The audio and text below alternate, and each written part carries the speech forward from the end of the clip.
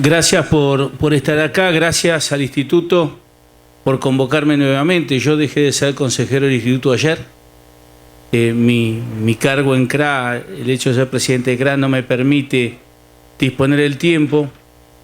Le quiero hacer un agradecimiento especial al Instituto, en especial a todos los que me aguantaron este tiempo, que fueron casi 10 años. Entré en el 2006 y estamos en el 16.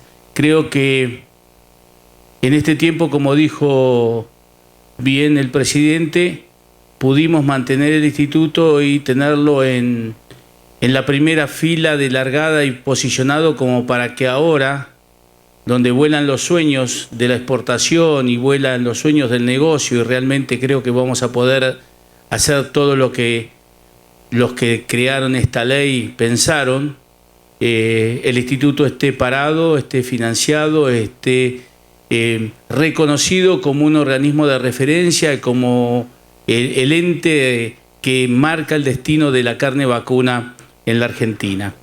La idea de la presentación es que estudiemos un poquito cómo viene el negocio de la carne y ver cómo se va a comportar este año, que es un año bastante particular porque es un año de cambios muy profundos.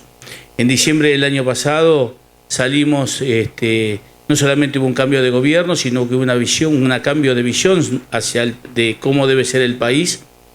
Y nosotros podemos decir, bueno, macanudo, nos sacaron las retenciones, uniformamos el tipo de cambio, sacaron los ROE, hay otra visión de negocio, pero también el cambio de los ROE nos subió el precio del maíz, subió la electricidad, subieron las paritarias, mantenemos la inflación. Hay una serie de condicionamientos que hacen al negocio que los debemos analizar o deberíamos ver por dónde viene el negocio y cómo debería transitar, porque de eso se trata esta reunión, que nos llevamos la mayor cantidad de información posible como para tomar decisiones bien fundamentadas. El contexto mundial lo habló Jorge.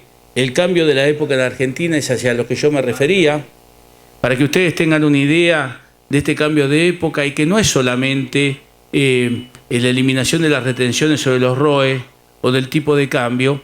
En una mesa que se hizo Sociedad Rural Argentina, los primeros días de haberse eliminado los ROE, todos los que tenemos algo que ver con la carne vacuna y otras carnes, recibimos al gabinete del Ministerio de Agroindustria en pleno, y le dijimos que teníamos miedo de lo que estaba pasando con el precio de la carne, y le preguntamos qué van a hacer. Y nos dijeron: no vamos a hacer nada. La mejor noticia que nos dieron en 30 años. El precio de la carne puede subir y el gobierno no va a hacer nada.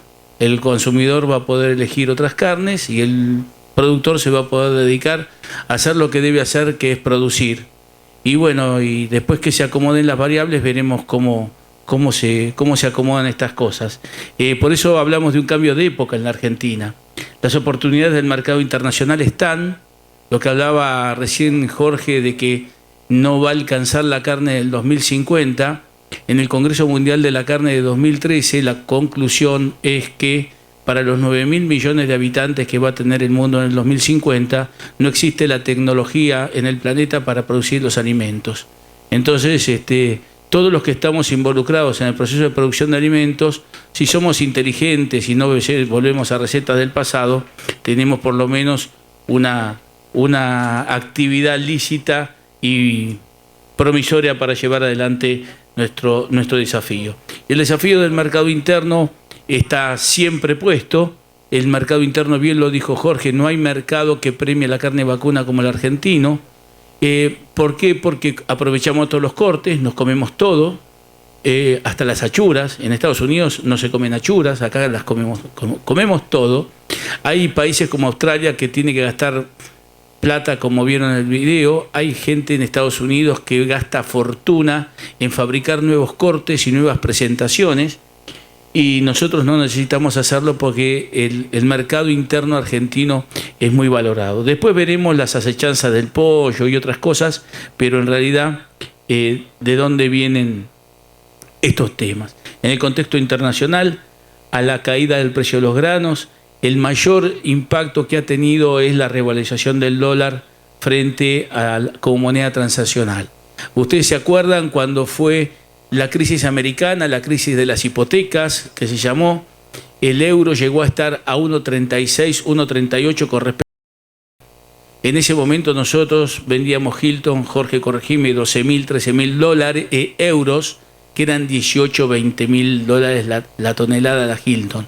En realidad, en euros valía lo mismo, lo que pasa es que el euro contra el dólar tenía una sobrevalorización. En realidad no valía el dólar, pero como todas las crisis, como Estados Unidos la superó, como esperamos que la supere Rusia, que es un gran comprador, hoy el euro está a 1,02, 1,03 de dólar, con lo cual, como veremos después, los valores de los mercados internacionales son 12, 13.000 dólares la Hilton, y son valores, son valores interesantes. Lo que hay que buscar es la competitividad, que Argentina la tenía vedada, y bueno, la vamos recuperando.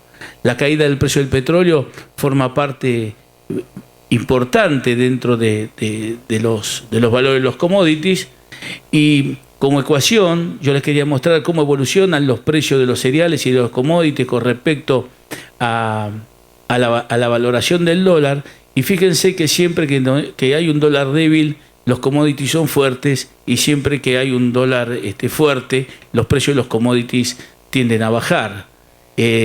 Si nosotros vemos los índices de los principales cereales argentinos en los últimos años, vemos que los valores del trigo, del maíz, con respecto a lo que pasaba del 2012 al 2014, han bajado fuertemente, y esto tiene mucho que ver con el tema de la revalorización del valor del dólar. La Argentina de antes, la Argentina de después, un poco lo que yo les comentaba. En la Argentina de Cristina teníamos un brutal atraso cambiario, pérdida de rentabilidad. Para el gobierno la inflación no era ningún problema, sino que había que convivir, era bueno que hubiera un poco de inflación. La pelea con los holdouts, este tema de Patriot Britter que se está resolviendo en el Congreso. La Argentina cada vez más aislada del mundo, únicamente amigos con Venezuela, ya hasta alejándonos de Bolivia. Y el campo fue uno de los principales, si no diría el principal enemigo, junto con el Grupo Clarín que tuvo el gobierno. Por ende, nosotros siempre estuvimos, le diría que hasta castigados en la política. A mí a veces me preguntan si la política fue a nivel general o era doctrinaria. Yo creo que fue doctrinaria y que fue planificada, y que tuvo la palabra, el título, a mi entender, de política castigo. Fue el único sector que se le plantó al gobierno kirchnerista, le digo, ojo, hasta acá ganaste, hasta acá llegaste, y encima se lo revalidó en el Congreso. Eso no lo perdonaron jamás, y a partir de ahí se redobló la política castigo. Si vemos el marco actual, la devaluación, la liberación del cepo, el quite de retenciones, este gobierno maneja los signos, mírenlo. El hecho de que el presidente Macri, y no estoy acá para hacerle propaganda, pero el hecho de que el presidente Macri fuera a Pergamino 48 horas hábiles después de haber asumido, a decir vengo al campo a bajarle las retenciones, no es menor. No es menor. Este gobierno maneja esos tiempos de una manera inteligente. El nuevo gobierno reconoce la inflación como uno de los principales problemas a resolver, reconoce siempre que tiene problemas, pide ayuda. Argentina pretende volver a tener una integración más normal con el mundo. De hecho, la visita del presidente Obama no es un hecho menor. Que haya venido el presidente francés no es un hecho menor. Esos temas se ven en los mercados todos los días. Para los que importan y exportan, estas son señales muy fuertes. Y el campo es visto como uno de los sectores más competitivos, y por ello se toman algunas medidas para tratar de incentivar su potencial exportador. También es cierto, y esto es una desventaja que tenemos frente a la sociedad argentina, que lo que se ha hecho con el sector agropecuario es hacer una reivindicación de derechos y darle lo que se le había quitado y ponerlo en igualdad de condiciones con los otros sectores. No es un premio. Sin embargo, la sociedad nos mira como los grandes beneficiarios de este modelo y no como los sobrevivientes del modelo anterior, a quienes hay que están en el hospital tratando de recomponerse de los golpes. A esto me refería cuando hablaba recién del acto, y a nosotros se nos abren nuevas oportunidades. Lo que decía Jorge recién, es que es cada vez más difícil producir carne en el mundo. Agua, efecto invernadero, espacio, inviernos benignos, climas templados, es lo que necesita la ganadería, y esa ventaja comparativa la tiene la Argentina y los países del Mercosur, y los únicos países que pueden crecer fuertemente son Argentina y Brasil en carne, el resto no. La demanda de los países emergentes viene creciendo, toda la Europa del Este y todos los países asiáticos vienen creciendo fuerte. Cumplimos. Para hacer la cuota Hilton necesitamos 1,5 millones de novillos pesados, gordos, de 460 a 470 kilos. Por caso fortuito, fuerza mayor, llámese sequía o inundación, y eso no existe en la Argentina hoy. Con lo cual, tenemos un capítulo muy grande para llevar adelante. Hay una gran discusión sobre el protocolo Hilton, hay una gran discusión de cómo es la ganadería adelante, si es a pasto, es a grano, es la mezcla y qué mercados vamos a entrar, pero la verdad es que el común denominador es que no tenemos novillo pesado. Mejorar las condiciones de acceso sanitario y comercial en diferentes países, se está haciendo, el instituto está trabajando bien, hemos llegado a algo que yo nunca pensé que íbamos a llegar, es una misión comercial sanitaria a Japón. Nunca, la verdad, pensé que iba a llegar a ver que el instituto fuera a golpear las puertas a Japón, que es un país que no reconoce otro riesgo que el riesgo cero. O sea que te dice, si vos vacunás, sos libre con vacunación, pero si vacunás algún despelote tenés, no vengas ni a tocar timbre. Sin embargo, Japón hoy se está sentando a la mesa con Argentina a ver en qué se puede avanzar. Uno, porque geopolíticamente avanzamos. Dos, porque Japón, si se sigue abasteciendo solamente de los que le abastecen, en 10 años no tiene carne y tiene que empezar a buscar otros países proveedores. Poner en marcha la operatoria Estados Unidos y Canadá, eso lo vamos más adelante. La industria exportadora recuperó el poder adquisitivo durante toda la época kirchnerista y sobre todo los últimos tiempos del kirchnerismo. El mercado interno convalidaba precios superiores o por lo menos iguales a lo que se convalidaba el mercado internacional, salvo para las categorías, por ejemplo, la carne que va china, que es la carne industria, o las menudencias que acá no se consumen, pero en realidad el mercado interno argentino, por el retraso cambiario, competía fuertemente con los cortes para exportación. Y en realidad mucha gente prefería vender, aunque sea un poquito más barato, la carne del mercado interno y no tener que aguantárselo a Moreno y a la merezunda de cosas que tenía que hacer, pagar y peajes que había que conformar para poder sacar mercadería. Le hace peajes lo que significa peajes y me hago cargo, ¿sí? El novillo de Mercosur empezó, Argentina empieza a tomar valores similares al novillo que tiene el Mercosur. Todavía estamos un poco por arriba de lo que es Brasil. Nos estamos acercando a lo que vaya el novillo en Uruguay. Esto es importante para ver la capacidad que tiene la industria y los costos, porque en definitiva siempre terminamos compitiendo con los mismos compradores, que son los mercados internacionales. Si bien Mercosur es una alianza estratégica importante, en carnes somos competidores, sobre todo con Uruguay en el tema calidad y en cantidad con Brasil. Fíjense que cómo nos observan de afuera. Este es un CEO de JBS en el Uruguay y él está diciendo, claro está que viéndolo desde el punto de vista de JBS Canelones, me pongo nervioso con la Argentina.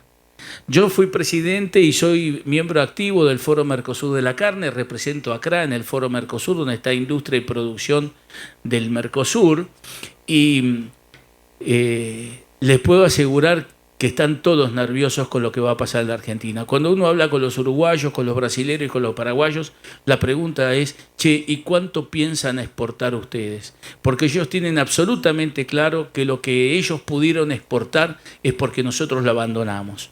De hecho, después cuando hablemos de 481 lo vamos a comentar mejor, pero de hecho hasta en 481, que es donde ellos, los uruguayos, empezaron antes que nosotros, hoy los importadores europeos están prefiriendo la 481 argentina que la uruguaya. Y el gigante asiático que es China va a necesitar importar un 20% más de carne de acá al 2020. Esto no es solamente por el aumento poblacional, sino porque además se han hecho más carnívoros. Hay un axioma en social que es que cuando a la gente mejora su condición social, cuando gana mejor, lo primero que hace es comer mejor y acceder al mercado de proteínas. Y están ansiosos de venir. No, tenemos mucho que trabajar ahí porque ellos la calidad la encuentran en la carne australiana, que es muy buena, y la tienen enfrente, pero nosotros tenemos un gran desafío para entrar a China. Fíjense la importancia que tienen las exportaciones para China, la exportación de carne vacuna fresca a China, cómo ha ido, ha ido evolucionando en los últimos años. Fíjense en que hoy es prácticamente en volumen el primer importador de carne argentina, y esta exportación se abrió en el 2014 con el primer embarque que hizo el instituto, o sea que le exportábamos cero en el 2014, prácticamente nada, y fíjense hoy la cantidad de carne que ya le estamos poniendo. Se abre un nuevo mercado para la carne de feedlot en Argentina. Esto, fíjense, una vez que vuelve la normalidad al mercado, se está pagando mejor el novillo para 481 que para Hilton, y esto es debido a que 481 no tiene aranceles para entrar a Europa y Hilton tiene un 20% de aranceles. Corrido el bosque que nos tapaba el campo, las diferencias arancelarias, las posiciones, el lograr un mercado de libre comercio, el poder entrar a distintos mercados, empiezan a tener variaciones de mercado, variaciones de posicionamiento del negocio, en los que un 10, un 15, un 12, un 7% gravita sobre el negocio de una forma muy fuerte. Este es el peso y el complemento de la cuota. Fíjense que la hemos incumplido, y mucha parte culpa por el gobierno kirchnerista, pero mucha parte también porque derivado de esta política no tenemos los novillos que necesitamos engordados a pasto. Miren, el año pasado vino una auditoría que salía de Unión Europea para auditar 481. Prácticamente no había que auditar con 481 porque apenas había algunos feedlot que le estaban haciendo, con lo cual mandaron la primera auditoría a Hilton. Encontraron suplementación. Y les digo una cosa, encontraron encierres, que es lo peor. Uno puede suplementar y puede decir que es estratégico, pero al europeo, donde hay un animal encerrado, y hoy se está discutiendo fuertemente el protocolo de alimentación Hilton. Esta es una discusión que viene para darse y va a haber que pensar. El protocolo de alimentación lo podemos cambiar nosotros porque la cuota es nuestra, es una prerrogativa nuestra tener la cuota Hilton, nosotros ya la pagamos. Nosotros podríamos decirle a Europa, bueno, mira, de ahora en adelante te vamos a mandar a Hacienda con grano en la Hilton. Habrá que ver si es conveniente o no. Pero la verdad que hoy se está discutiendo el tema este. Si ustedes me preguntan a mí, esta discusión tiene patas cortas, porque se está discutiendo la gran cuota que es la cuota Unión Europea-Mercosur, que son más de 300.000 toneladas libres de arancel.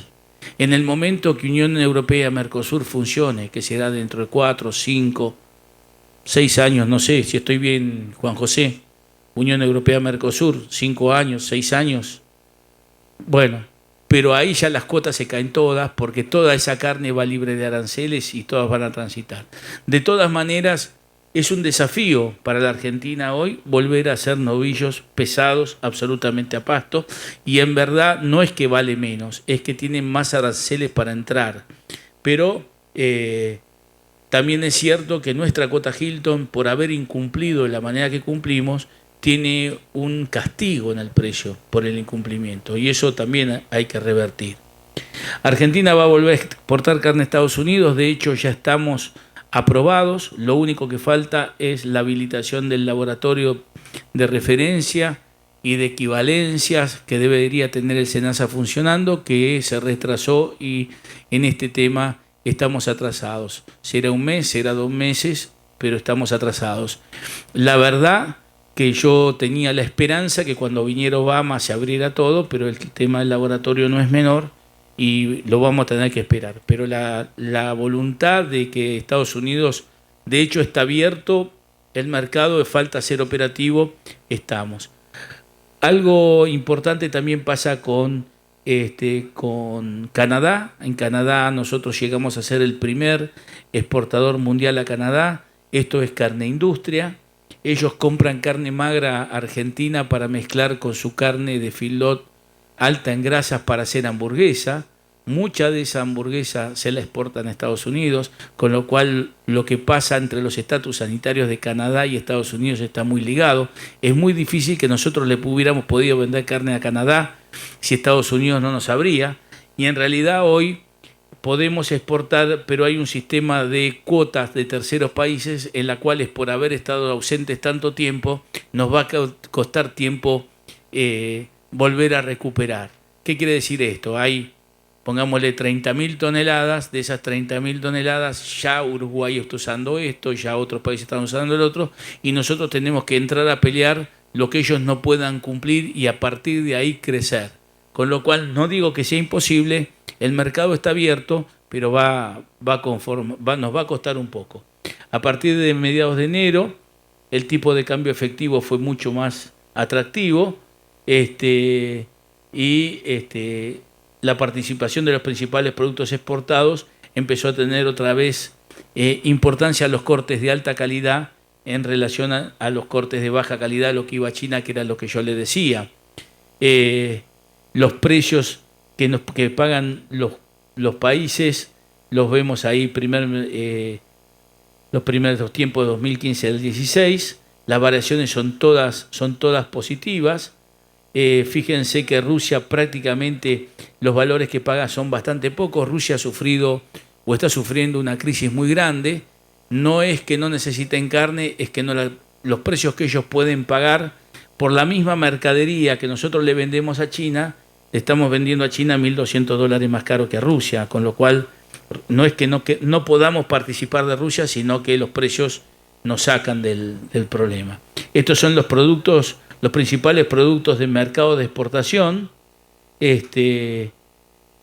Fíjense cómo cayó la participación de los productos de calidad con respecto a 2007, que fue el año de intervención.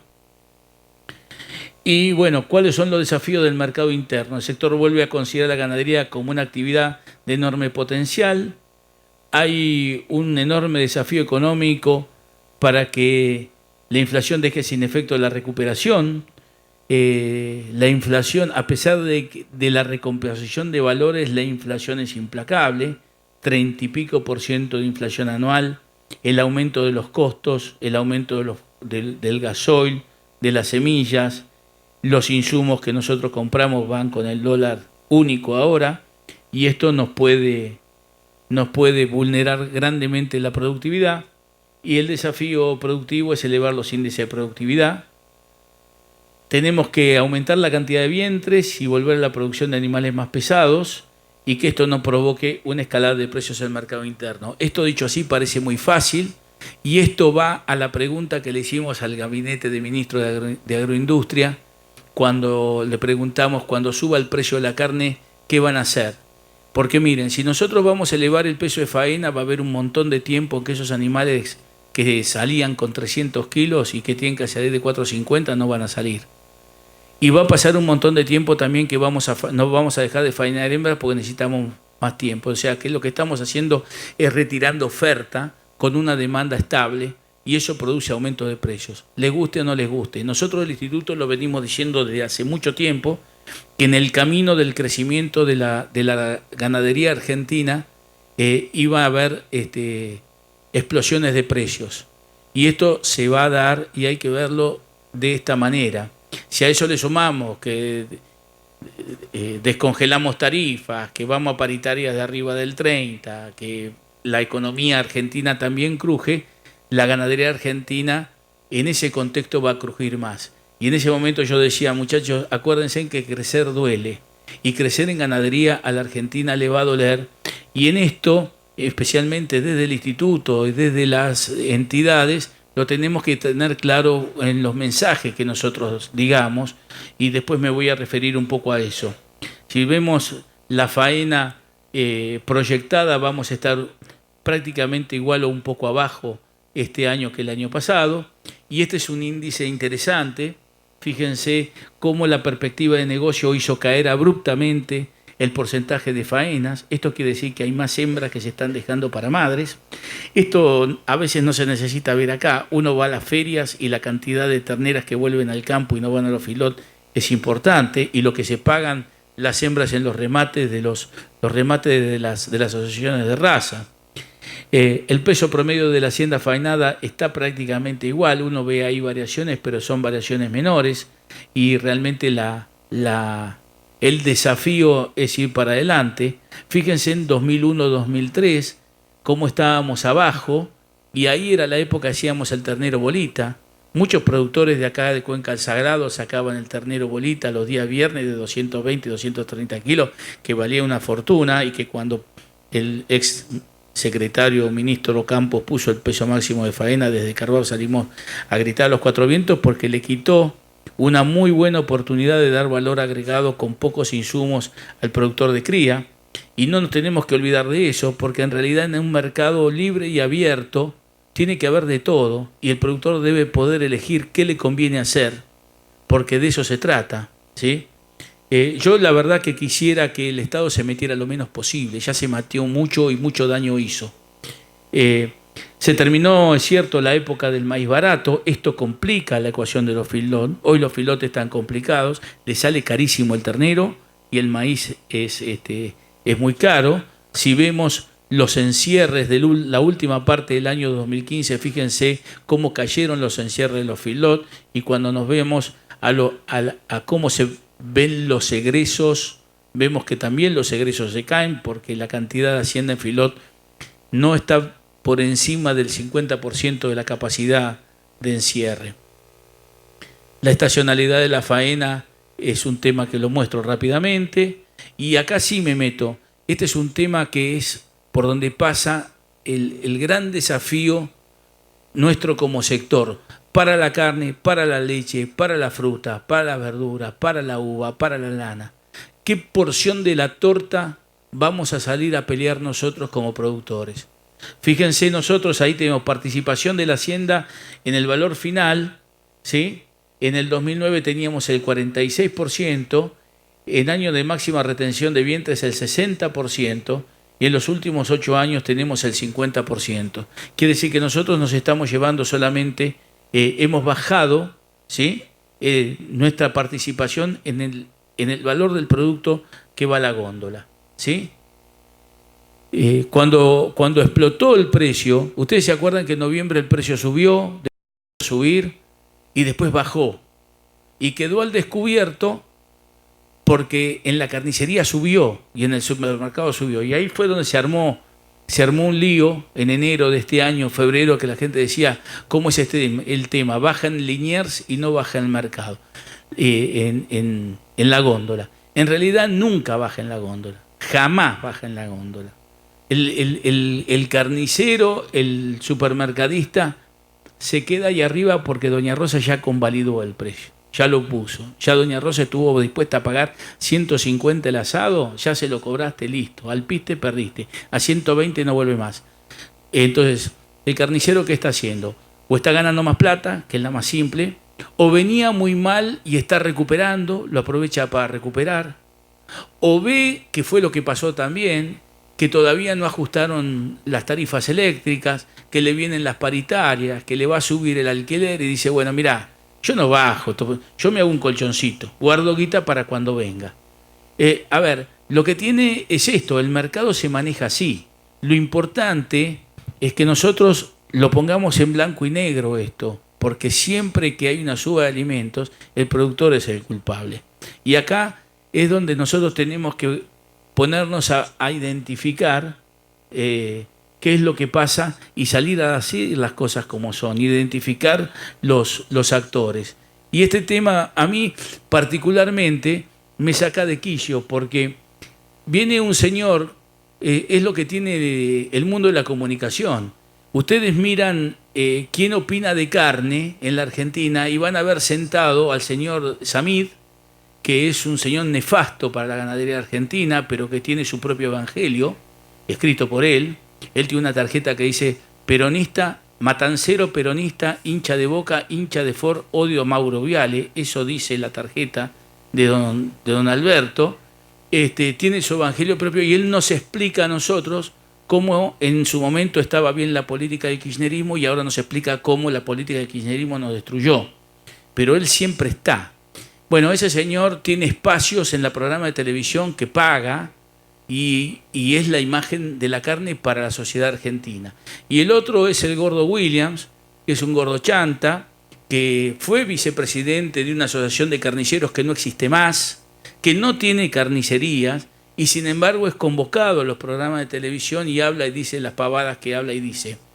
Pero lo que no dice es que el señor Williams, y esto lo digo para que sepamos, el señor Williams se sentaba en la escuelita de Moreno y fue cómplice de la destrucción de 12 millones de cabezas, porque él asintió sonriente a todas las políticas de Moreno. Entonces me parece que estos tipos no tendrían que estar a la hora de poder hablar de cuál es el problema.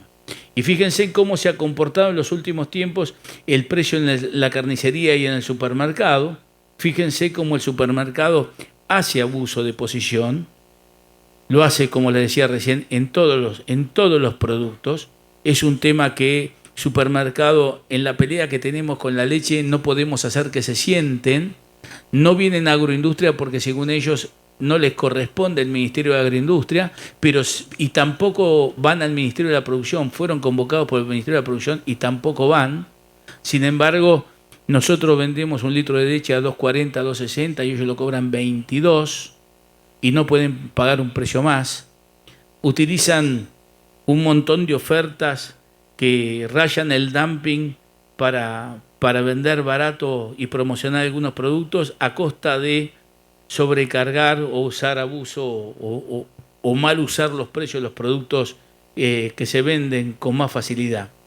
Y fíjense en el otro cuadro cómo se manejó, cómo va el precio del pollo, el precio del cerdo con respecto al precio de la carne vacuna. El precio del pollo está bastante alejado y esta es una de las razones por las cuales aumenta el precio del pollo. Nos tenemos que preocupar por esto. Esto lo voy a pasar porque ya lo hablé. Nos tenemos que preocupar por esto. Miren, en el mundo la carne de pollo es muchísimo más barata que la carne de vaca. Y en realidad la carne de todos los días es más pollo que carne de vaca. Con esto no quiero decir que tengamos que resignar el mercado interno. Simplemente digo que de todo este descalabro que se provocó con la caída de la producción y la hacienda y la merma de exportaciones, nos quedó una relación más balanceada del consumo de proteínas animales que no descansa solamente en la carne vacuna. Hoy la carne vacuna puede darse el lujo de subir 55%, como dijo Jorge, o como dijo Iriarte, y la gente sigue comiendo proteína animal porque hay pollo. Y a nosotros nos conviene eso, porque en la medida que los precios internacionales sean buenos, a nosotros nos deja más saldo exportable. Y les digo una cosa, el mercado interno es extraordinario, es el que sostiene la ganadería argentina, pero si no hay exportación no hay negocio. Y si nosotros queremos crecer necesitamos exportación creciente, nos guste o no nos guste. El tema del cerdo es un tema raro, es uno de los pocos países donde el precio del cerdo copia el precio de la carne vacuna. Estos tipos no le entran las balas. Ellos te venden el pechito, la bondiola, a lo mismo que vale un lomo. Y si uno mira tiempo y costo, nada que ver una cosa con la otra. Hay quien dice que esto se debe al sistema de comercialización, puede ser. Hay quien dice que esto se debe a que no hay lo suficiente y hay gente que todavía ve al cerdo como una especialidad de fin de semana. Puede ser que sea cierto, pero en el tiempo esta relación no va a sostener. En la medida que el cerdo siga creciendo, van a empezar a diferenciar precio con respecto a la carne vacuna. Esto ya lo nombramos. Y un poco esto viene a esto de que está dispuesto a hacer el gobierno. Esto es un globo ensayo. Esto es un título para calmar la fiera. Uruguay no nos puede vender carne a nosotros porque es más cara en Uruguay o lo mismo. Y además la calidad de la carne uruguaya con respecto a la nuestra es bastante inferior. Esto se lo digo a ustedes porque más de un productor me ha dicho, no, yo no escucho a Crack que reclame contra la importación de carne de Uruguay. Miren, No vamos a reclamar porque no va a entrar prácticamente nada. Podrán entrar 2.000, 3.000 toneladas en el litoral, que es lo que siempre entró. En algún momento que faltó carne, yo vi asados uruguayos en Pico, el chito alguno se habrá comido, pero no